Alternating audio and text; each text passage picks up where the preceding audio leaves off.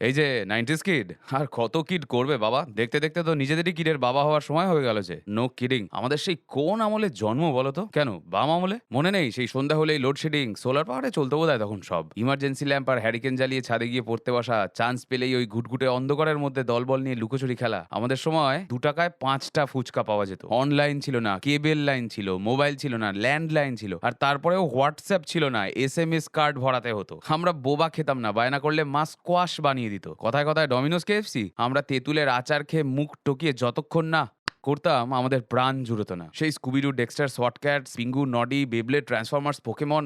ওই Pokemon Tazo, Jenga collect করার জন্য খালি চিপসের প্যাকেট কিনতাম। আবার সেগুলো নিয়ে স্কুলে বন্ধুদের সাথে ট্রেডিং, বুক ক্রিকেট, ট্রাম্প কার্ড, পিট্টু, খোকো। হ্যাঁ, আসলে অপুকে বানাতে বানাতে আমি পথের পাঁচালীটা পড়ছি। আর পাতার ফাঁকে বারবার যেন নিজের ছোটবেলাটা উকি মেরে যাচ্ছে। সেই ছোট আমি, আমরা, এদেরকে দেখেই যেন মনে হচ্ছে যে জীবন কত শত পুলকের ভাণ্ডার, কত আনন্দ মুহূর্তের আলো জোছনার অবদানে মণ্ডিত।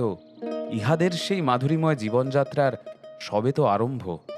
অনন্ত যে জীবন পথ, দূর হইতে বহু দূরে দৃষ্টির কোন ওপারে বিসর্পিত, সে পথের ইহারা নিতান্ত ক্ষুদ্র পথিক দল। পথের বাঁকে, ফুলে ফলে, দুঃখে সুখে ইহাদের অভ্যর্থনা একেবারে নূতন। আনন্দ, আনন্দ, প্রসারে আনন্দ। জীবনের মাঝে মাঝে যে আড়াল আছে, বিশাল তুষারমৌলি গিরিসংকটের ওদিকের যে পথটা দেখিতেছে না, তাহার আনন্দ, আজকের আনন্দ, সামান্য সামান্য ছোটখাটো তুচ্ছ জিনিসের আনন্দ। 90s নয়, সেই কবে বিভূতিভূষণ বন্দ্যোপাধ্যায় লিখে গেছেন।